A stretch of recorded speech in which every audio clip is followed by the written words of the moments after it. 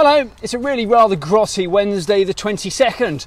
I'm FxPlew and this is the market brief. Now the UK is still suffering from the mayhem caused by Truss and Kwarteng.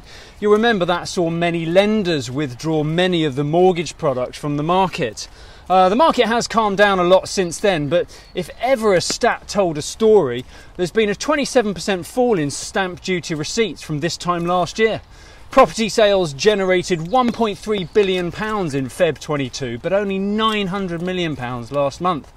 Interest rates and therefore the cost of borrowing are already at a 14-year high, but the MPC is likely to vote for another 25 basis points this week, bringing the base rate to 4.25%.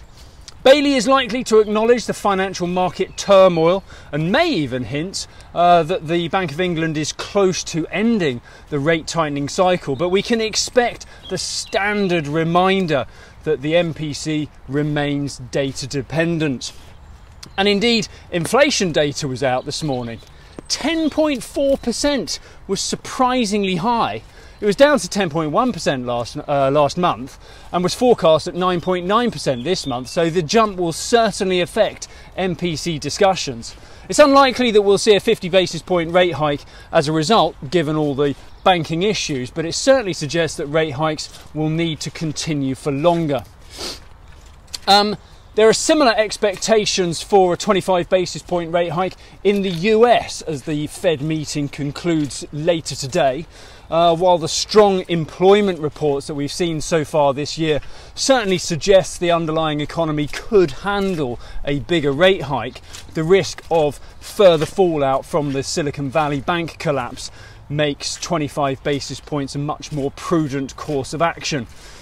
Treasury Secretary Yellen has been on. She described things as a crisis of solvency. That's as she signed off support for regional US banks. She wants to protect the smaller banks. They typically bank working America, and they've seen billions of dollars withdrawn from these accounts since the bank failures first hit the headlines. As such, many regional banks are struggling for liquidity right now. It looks like the no-limit deposit guarantee will be extended to these regional banks if and when they may get into difficulties too. In the market, the dollar continues to struggle while all these issues continue, and the dollar index fell to 103 yesterday. Sterling gave back some of Monday's gains. We fell to about 121.85 against the dollar yesterday.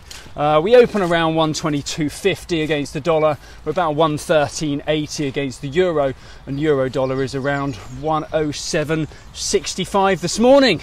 Right, that's it from me. Have a great day. If you do not have a clue, then just tweet through and ask FxPlew.